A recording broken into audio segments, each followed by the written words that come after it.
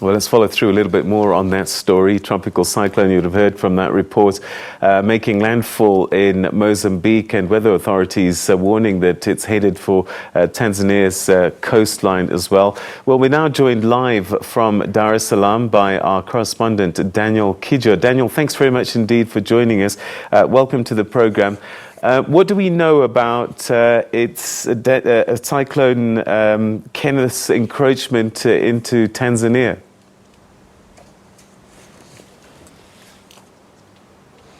Thank you, Peter. As far as the Tanzania Meteorological Agency's latest report, it is about 150 to almost 200 kilometers from Tanzania land, so somewhere in the border between Tanzania and Mozambique. And it has been classified as a level 4 cyclone. Residents in the southernmost part of Tanzania have been warned to seek high land. So since morning, for the last 10 hours, villagers and people who live by the coast in Lindi, Pemba, and Mtwara have been moving up to find shelter. The government had chosen evacuation centers or areas like the airport, in schools where citizens could go. So it is a strong tropical storm and a serious cyclone.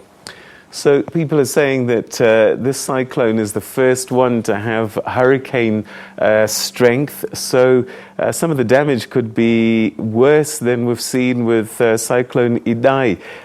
What are the authorities saying in terms of preparing for this?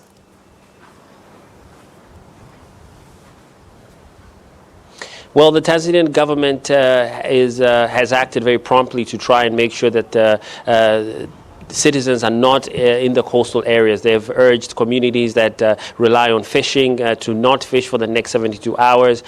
We know also they're working with NGOs and the humanitarian community like the Red Cross, who are already on standby to assist should the hurricane cause a lot of devastation. So as far as it is, the evacuation and moving them from low areas is the focus right now. But obviously emergency services are on standby as we head towards now the most critical moment of the storm towards the next 24 hours, towards Friday.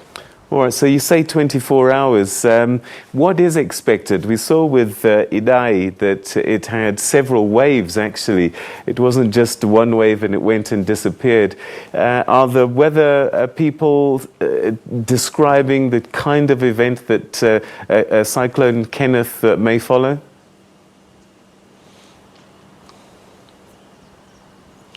Yes, this is considered could be one of the most powerful cyclones in the southern part of Africa to make landfall. In fact, Tanzania has been hit by similar cyclones in its history. One in the 1950s in Lindi and another one in the 1980s in Bagamoyo. But the one in 1952 was a very devastating cyclone. So the weather team at TMA, Tanzania Meteorological Agency, have said that as much as the rains have started in Lindi and Mtwara, they will pick up. So they've warned citizens to not be fooled by the steady rains that have been raining throughout the day, saying that towards midnight and early morning of tomorrow, there will be severe winds, a lot of high waves, a lot of rain, and possibly even flooding. So it is a serious situation, and the government and citizens in Mtwara, Lindi, and Ruvuma have been urged to take heed and beware of this cyclone.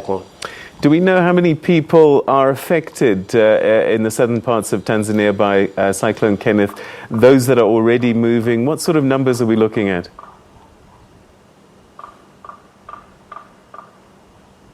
Well, the numbers have not been released, but this southernest part of Tanzania is made up of coastal communities, people who live and depend on the ocean to survive. So the numbers are not clear, but the kind of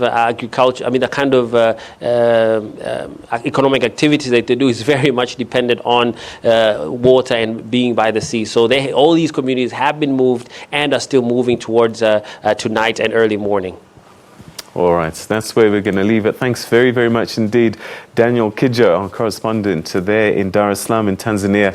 And just to give you an idea of just how serious this cyclone is, hitting landfall to Category 4, we're talking about winds speeds above 200 kilometers an hour.